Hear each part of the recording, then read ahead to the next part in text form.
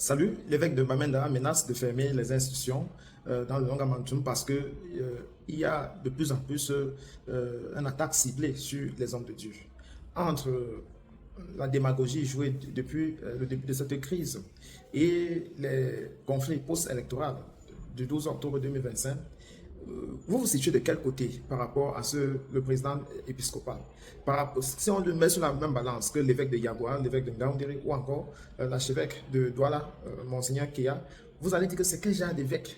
Je dis ça parce que la suite, vous allez un peu entendre des analyses des gens qui vont suivre, comme pour dire que voilà, cet évêque-là, il essaie de secouer l'arbre de l'abeille, en oubliant que ça va le mordre, parce qu'en réalité, quand on voit le discours du nonce apostolique dernièrement, au point que la population a eu assez ressaisi, on a l'impression que l'Église a beaucoup négligé la crise anglophone, ou alors n'a pas joué un franc jeu comme Christian Tsoumi essayait de jouer. Je vous prie de suivre cette analyse minutieuse sur la situation de crise dans le Nord-Ouest.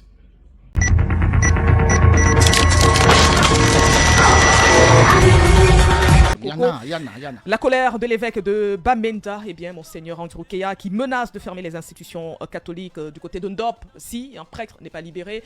Les 6 autres ont été libérés jeudi dernier. Jusqu'à présent, un prêtre reste bien sûr en captivité. Vous avez cette colère de l'évêque de Bamenda, vous avez cette colère également de crise socio-politique dans le nord-ouest et le sud-ouest qui se poursuit. Cette colère de l'évêque de Bamenda, Monseigneur Andrew Kéa, qui menace de fermer les institutions catholiques, notamment de Ndop, si, bien sûr, le prêtre enlevé, Père John, est séquestré par un groupe armé séparatiste, n'est pas libéré d'ici mercredi prochain, parce qu'il a donné 2 ultimatums. Premier ultimatum, fermeture de toutes les institutions catholiques du décanat de Ndop à partir de mercredi, et bien sûr, une marche pacifique avec des fidèles vers le lieu de sa détention, si la situation persiste au-delà de vendredi.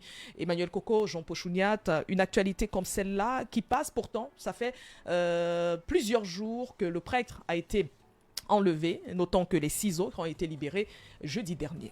Jeudi dernier, 2 niveaux d'interprétation peut-être exacerbés par le fait que jusqu'à présent, un communiqué officiel n'a pas été commis par le gouvernement à ce sujet. Deuxièmement, l'insécurité qui règne également dans cette partie du Cameroun. N'oublions pas les relations privilégiées que le Cameroun a avec l'État du Vatican. Et lorsqu'on parle de l'Église catholique, on parle du Vatican quelque part. Et on a vu en décembre passé comment les évêques, du moins beaucoup d'évêques, sont montés au créneau pour essayer de tenser, il faut le dire clairement, le régime en place. Donc ça fait qu'il y a comme une tension aussi au sein de cette communauté religieuse qui rejaillit avec cette insécurité et entre guillemets cette indifférence qui existe au niveau de la sécurité même de ces apôtres de la paix, parce que l'Église, quoi qu'on dise, est qualifiée comme telle, surtout dans cette partie du Cameroun, et on connaît la proximité que l'évêque Monseigneur Nkia avec Christian Toumi, tout le monde connaît le combat du cardinal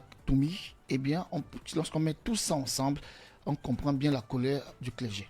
Jean Poch, et on parle de crise post-électorale. Le ministre Paul Atanganji qui dénonce les prises d'opposition du faux des Bamendjou et de l'évêque de Bafoussam. En déplacement vendredi dernier dans la région de l'Ouest pour dresser le bilan sécuritaire, le MINAT a recadré les 2 autorités traditionnelles et religieuses, les appelant à se limiter à leur mission régalienne et à éviter, selon lui, toute imposture dans un débat public. La rencontre a réuni chefs traditionnels, autorités confessionnelles et leaders communautaires. Le point avec Front du Roc Tassonkeng.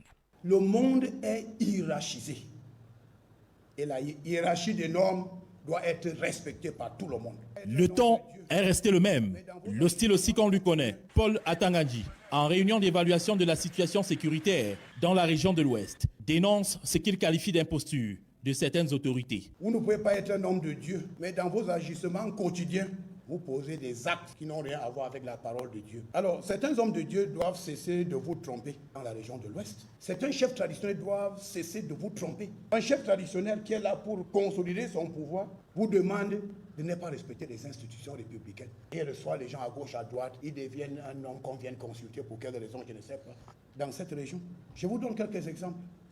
Et quand un évêque vous dit, allez vous faire inscrire, allez vous faire enregistrer et voter. Et le jour du vote, il faut rester pour protéger votre vote. Ou soi-disant le défendre. Je ne sais pas contre qui. Est-ce que tout ça c'est sérieux? Dans cette région de l'Ouest, le bilan fait état de 179 personnes interpellées, parmi lesquelles les jeunes de 12 à 17 ans, et d'un décès enregistré pendant les tensions post-électorales, d'après le ministre de l'administration territoriale. Et illustrant ses propos avec certains versets bibliques, l'Ominate hausse le ton et invite à tourner la page de la présidentielle. Chapitre 1 à 5 est même plus explicite. L'élection présidentielle est terminée.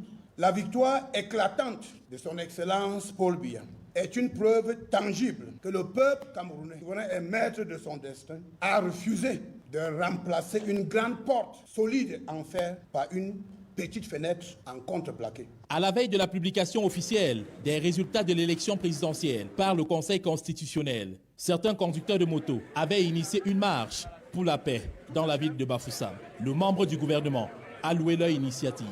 Le conducteur de moto-taxi, le principal souci, c'est avoir le carburant pour travailler.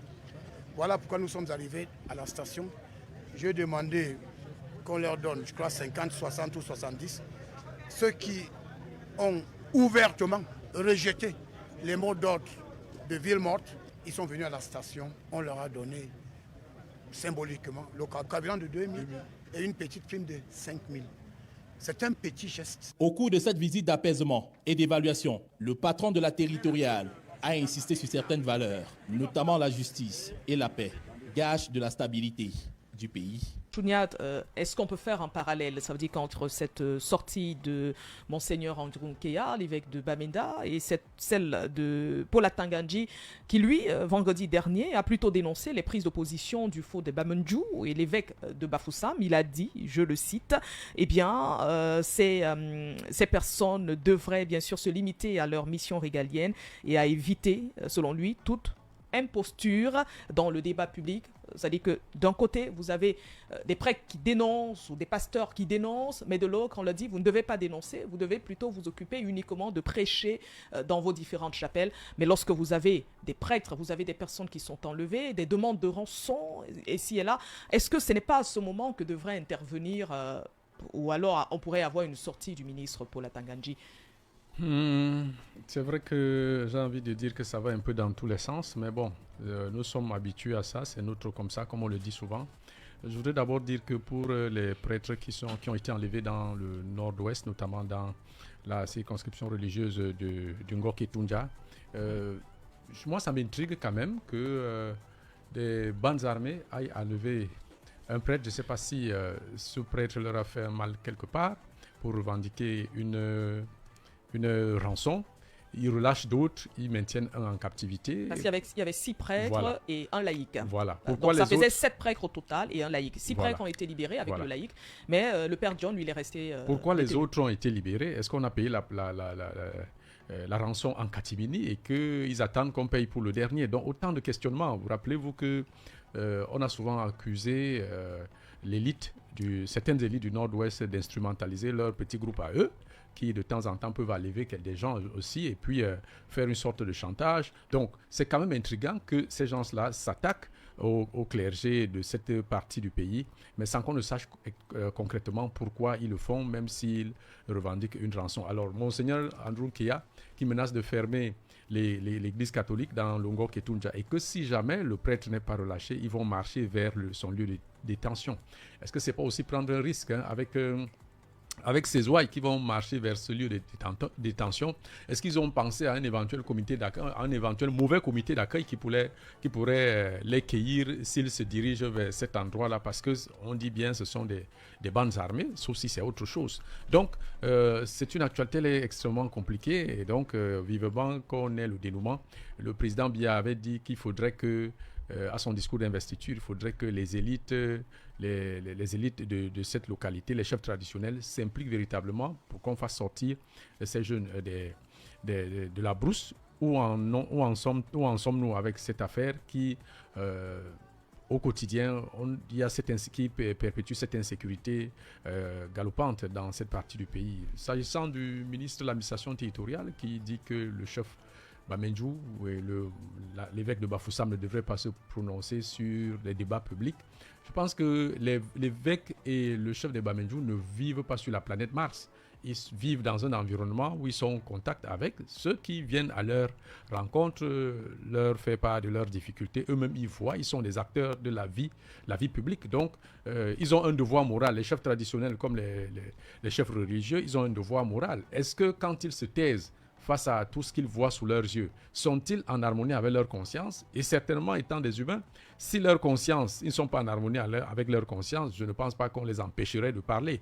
Parce que parler comme ils le font aussi, c'est une sorte de thérapie, parce que voir les souffrances des populations et se taire, quelque part aussi, peut être interprété comme une complicité de ce qui se passe dans le pays, donc sur le plan sociopolitique. Donc, je pense que l'évêque de Bafoussam, comme le Fodé Bamenjo, ou bien tout autre acteur de la société civile qui font des sorties, qui fait une sortie, même si ça dérange le régime en place et qu'on leur demande de se taire et ne faire que ce qu'ils ont à faire, c'est comme si ces chefs traditionnels et ces leaders religieux administrent des arbustes ou des rochers et non des êtres humains. Donc, mais c'est une menace à prendre très au sérieux parce que couper l'Église catholique, du moins les croyants, ceux qui sont de cette obédience religieuse, de leur connexion avec Dieu, est-ce que c'est aussi une façon de se déconnecter, j'insiste là-dessus, avec le Vatican? C'est très important et c'est une mesure qui pourrait, si jamais elle est mise en application, pourrait avoir des conséquences assez graves quand même. On ne peut pas empêcher aux fidèles, parce qu'il y en a qui croient énormément à leur Dieu sous cette forme-là. Donc ça pourrait avoir beaucoup d'incidences. Je pense qu'il ne peut pas prendre cette décision sans que le Vatican ne soit au courant. Donc je crois que... Il revient voilà. du Vatican, mais voilà. Ce sont des prêtres qui sont enlevés des puits, ça reste comme des faits divers. Emmanuel Coco, on en parle très peu. On a atteint un niveau d'indifférence où quand vous faites un accident, au lieu que les gens viennent vous sauver, ils viennent avec des appareils, avec leur téléphone, ils se mettent à vous filmer, vous voyez. Un peu comme les deux élèves qui bagarraient voilà. à Yaoundé, bref, dans un village pas très loin de Yaoundé. Elles se sont blessées et pourtant, pendant ce moment, il y avait l'une d'elles qui était en train de filmer. Allons à l'ouest du Cameroun, notamment à Bafoussam, retrouver Michel Mombio, il est journaliste. Bonjour à tous. Crise sociopolitique dans le nord-ouest et le sud-ouest. L'archevêque de Bamenda, Monseigneur Andrew Keya, lance un ultimatum pour la libération d'un prêtre séquestré par un groupe armé séparatiste. L'archevêque a ordonné la fermeture de toutes les institutions catholiques du décanat de Ndop à partir de mercredi prochain. Si le prêtre John n'est pas libéré, il menace également de mener une marche pacifique avec les fidèles vers le lieu de la détention du prêtre si la situation persiste au-delà de vendredi. En rappel, le prêtre John est retenu contre une rançon après l'enlèvement de 6 ogres religieux et un laïc, tous relâchés depuis le 20 novembre, donc jeudi dernier. Mais il est également un militant du RDPC. Michel Mombio, bonjour. Bonjour Marie-Flore, bonjour Emmanuel Coco, bonjour à vos invités et à tous vos techniciens. Michel Mombio, l'actualité c'est dans le nord-ouest également, cette crise sociopolitique, on en parle tous les jours, mais surtout cette colère de l'archevêque de Bamenda, Monseigneur Andrew Keya, qui lance un ultimatum pour la libération du père John, séquestré par un groupe armé séparatiste. Est-ce que vous comprenez l'indifférence jusqu'ici ou sinon la non-communication autour de l'enlèvement de ces prêtres? Certains ont été libérés jeudi dernier, d'autres pas. Oui, vous savez, l'affaire des terrorismes sont toujours entourés de non-dits. C'est une nébuleuse. Il est difficile de savoir les tenants, les aboutissants de toutes ces actions-là. Mais il est évident aujourd'hui que cette affaire du Nozo, désormais, du simple trafic, c'est du gangstérisme pur et simple aujourd'hui. Et le président Biya, qui connaît bien le système, qui connaît bien le pays, avait annoncé dès le départ que ce sont des terroristes. Bien, donc, il faut simplement prier qu'ils reviennent à de bons sentiments et qu'ils libèrent ce serviteur de Dieu, le Dieu des catholiques. Mais est-ce que la sortie de Monseigneur Andrew Keya, l'évêque de Bamenda, ne donne pas l'impression qu'il n'y a pas de discussion, qu'il n'y a pas de négociation en vue de la libération du prêtre? L'État officiellement a dit qu'il ne négocie pas avec les terroristes. Alors, il revient donc aux catholiques d'utiliser aussi leur réseau. N'oubliez pas que la toute première école de diplomatie au monde, c'est celle du Vatican. Ils ont l'argent, ils ont les ressorts. Mais ça traduit aussi le fait que les catholiques qui à Bamenda et peut-être dans le Nozo en général n'ont pas suffisamment pris fait et cause contre ces actions-là. Ils ont des relais communautaires, ils doivent normalement savoir lesquelles familles sont parmi elles des terroristes. Alors, c'est cette sorte d'indifférence vis-à-vis de ces exactions et de ceux qui les commettent qui a pu aboutir à l'enlèvement du prêtre et certainement qui demandent de l'argent pour les libérer.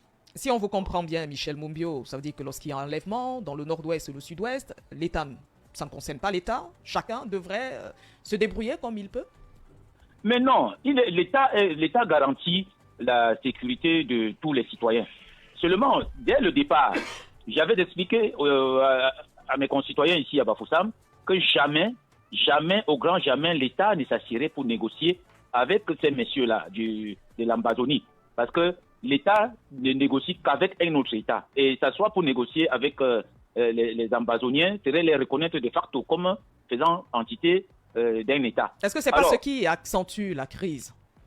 En se disant, on ne va discuter avec personne. Pourtant, ce sont tous des Camerounais. Non, on leur a donné une porte de sortie. N'oubliez pas que M. Biya dirige aux affaires depuis près de 65 ans.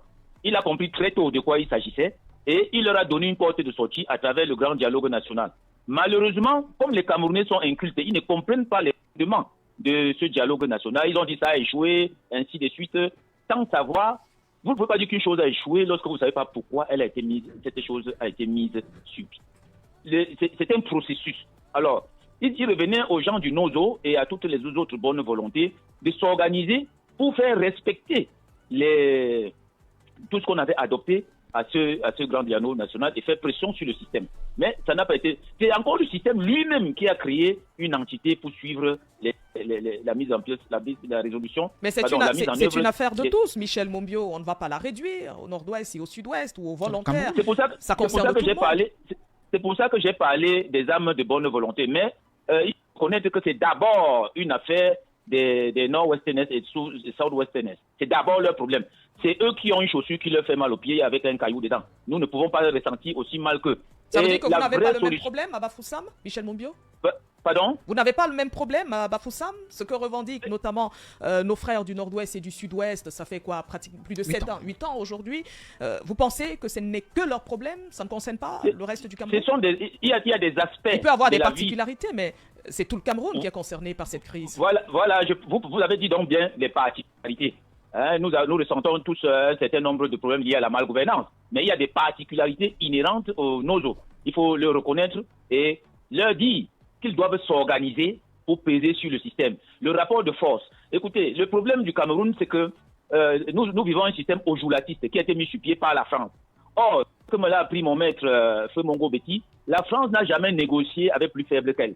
Regardez que même jusqu'en Nouvelle-Calédonie, ils ont massacré les Jean-Marie Tchibao, qui sont pourtant des Français. Il faut donc comprendre comment fonctionne le système. Le rapport de force, le Nozo, les Ambazoniens ne pourront jamais, au grand jamais, une guerre militaire contre le régime en place.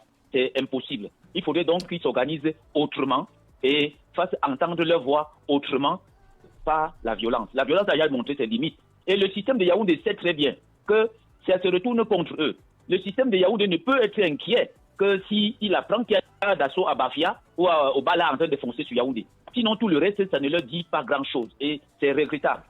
Et puisque vous parlez de gouvernance, Michel Mumbio, les résultats du concours d'entrée à l'ENAM, l'École nationale. Il ne faudrait pas que Balafon soit un peu la tribune qui apporte un message qui n'est pas bon pour le Cameroun et la paix dans ce pays. Parce que ce que Michel Mumbio a dit, il l'a parlé en tant qu'homme politique, mais dire que la crise dans le nord-ouest, ça regarde les gens du nord-ouest, c'est eux qui ont mal du caillou qu'ils ont dans leurs chaussures. Je trouve que ce n'est pas assez responsable de sa part.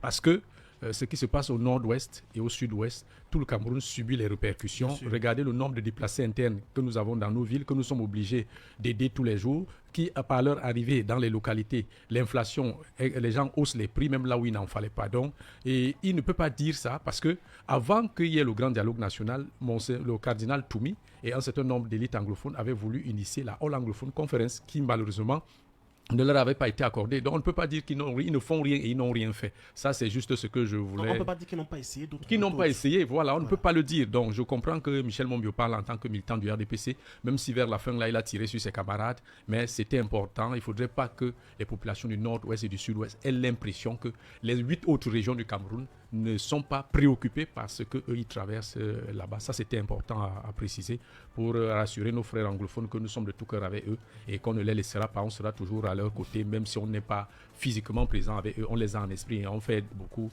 pour que la paix revienne dans cette partie du pays. Et Benadi qui te dit merci. Voilà, donc c'est important. Un fils du sud-ouest. C'est important d'apaiser. S'agissant donc